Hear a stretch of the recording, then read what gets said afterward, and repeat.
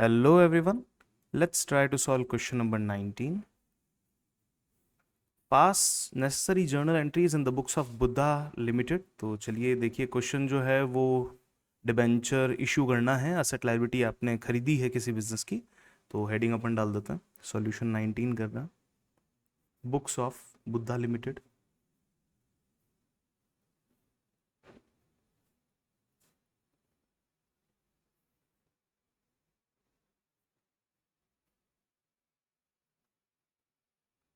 चलिए एक एक करके शुरुआत करता हैं।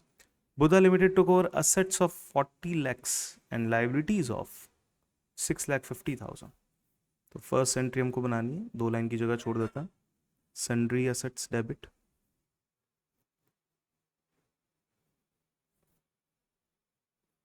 40 lakhs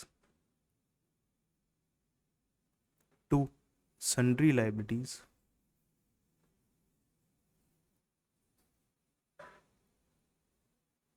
6,50,000। जैसे जैसे इंफॉर्मेशन मिले वैसे वैसे करते जाएंगे।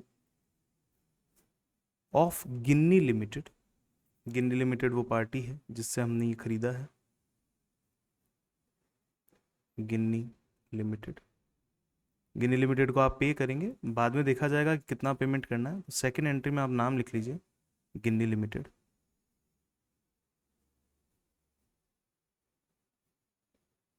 डेबिट, अगर परचेज कंसिडरेशन दे रखा होगा तो डायरेक्टली हम इसका अमाउंट लिख देंगे, अदरवाइज हमें देखना पड़ेगा। गिनी limited, Buddha limited issued 30,000 8% debentures of 100 each at 10% discount to 8% debentures।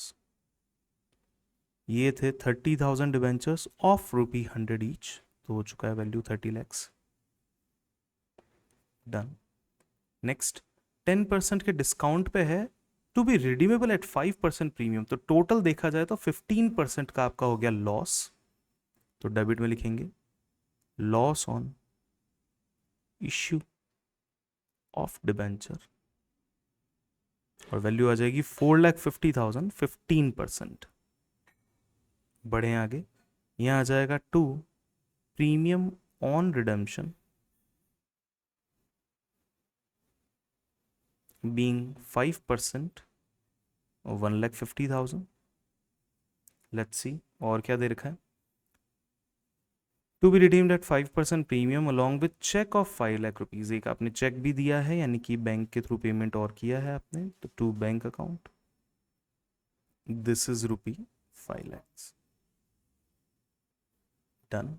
और फिर बस लास्ट क्वेश्चन ने कहा है पास नेसेसरी जर्नल एंट्रीज, ठीक है। डिफरेंस निकाल लेते हैं, 5,04,50, 50,000 यहाँ, 150, 50, 2 lakh and it's 32 lakhs being purchase consideration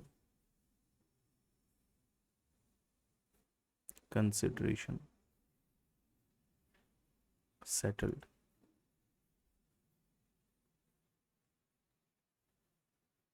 आइए, ये हो गया परचेज कंसिडरेशन सेटल। या गिन्नी लिमिटेड आ चुका है 32 lakhs, तो यहाँ ले लीजिए 32 lakhs। डन। अब डिफरेंस निकाल लेते हैं, 32 एंड 6 38 और 38 50, तो 1,50,000 is the remaining amount. This will be considered as capital reserve.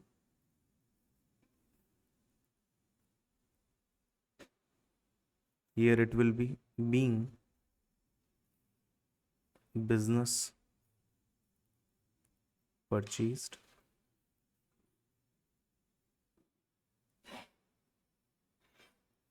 Done. अभी एक जो loss on issue of debenture, इसको खत्म कर लेते हैं। हमारे पास में एक बेनिफिट अवेलेबल है यहाँ पे कैपिटल रिजर्व का, इससे कर लेते हैं, और बाकी जो होगा स्टेटमेंट ऑफ P&L से कर लेंगे। तो थर्ड एंट्री में बना लेता हूँ,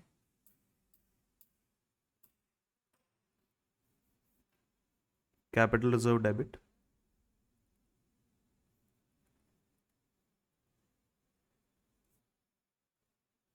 स्टेटमेंट ऑफ P&L डेबिट।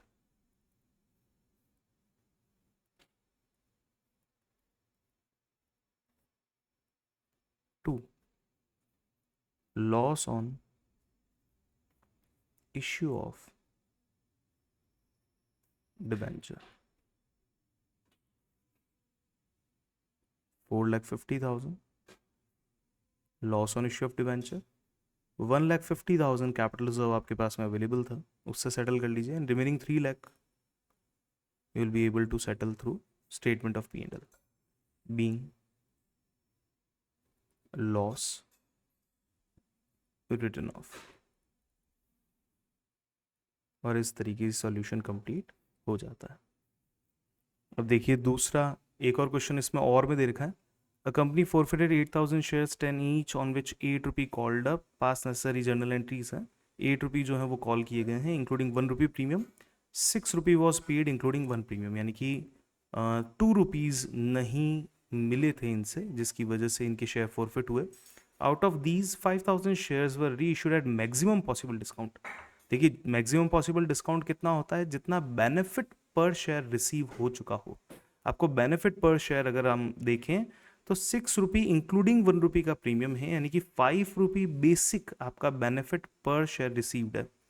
तो बेनिफिट पर शेयर रिसीव्ड जितना है उतना ही डिस्काउंट आप वापस से दे सकते हैं। तो वापस से ध्यान से समझें, पास नेसेसरी जर्नल एंट्रीज में आपको बनानी है फॉरफीचर की, रीइश्यू की एंट्री और कैपिटल रिजर्व में ट्रांसफर की एंट्री। अब देखिए फॉरफीचर की एंट्री बनाते टाइम पे आप देखेंगे कि 8 रुपी कॉल्ड अप है, 1 रुपए का प्रीमियम है, जिसमें से अमाउंट रिसीव हो चुका है 6 रुपी इंक्लूडिंग 1 रुपी प्रीमियम, यानी कि सिक्योरिटीज प्रीमियम को डेबिट करने की जरूरत नहीं है।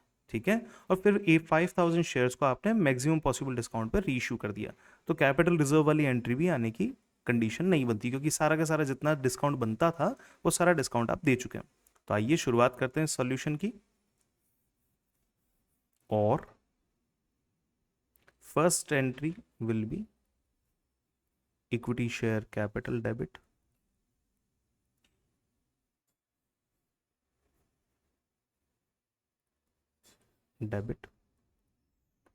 To calls in arrear,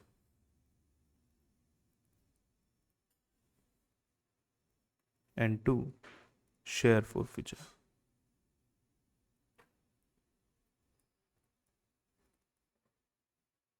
Done. Being 8,000 shares, कितने हैं चेक कर लेते हैं। Yes 8,000 shares were forfeited, 8,000 shares were forfeited.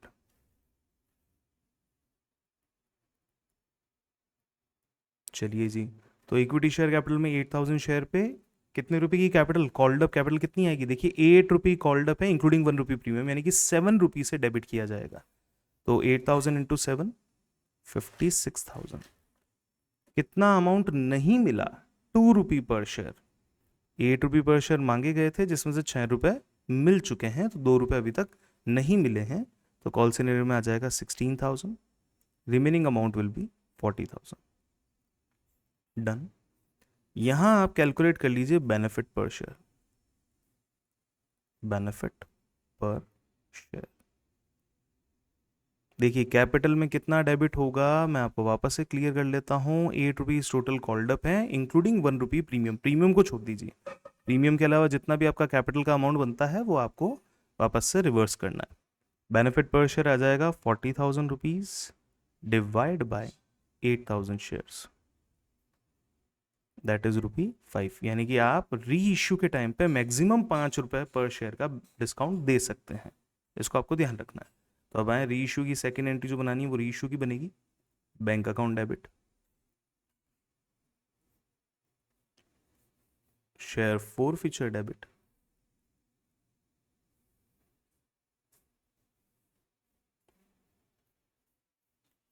To equity share capital.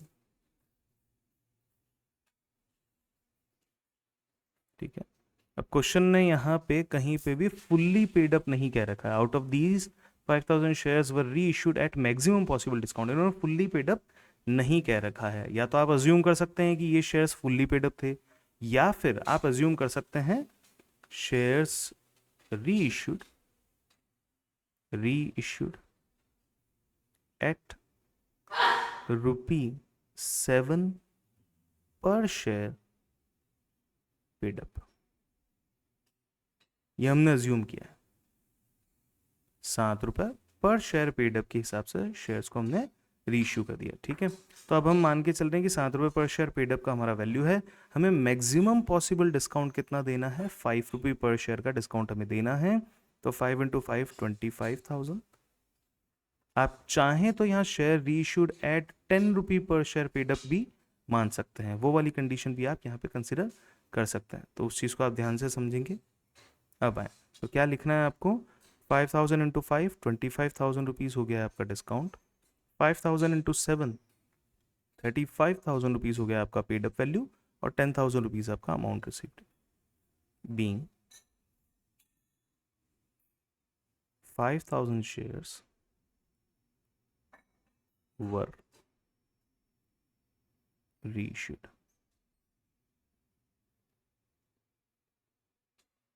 ठीक है, इस तरीके से हम ये क्वेश्चन कर लेंगे। अच्छा, मैक्सिमम पॉसिबल डिस्काउंट आप दे चुके हैं, यानी कि 5 रुपये का बेनिफिट आपको मिला था, आपने 5 रुपये पर शेयर का डिस्काउंट आपने दे दिया है। इन दैट कंडीशन आपको share forfeiture to capital reserve वाली एंट्री का जो अमाउंट है वो 0 ही रखना है। तो वो एंट्री अगर आप नहीं भी बनाएंगे तो चल जाएगा। तो इस तरीके से हमारा ये सॉल्यूशन भी कंप्लीट होता है। Thank you so much for watching this video. Keep watching my next video.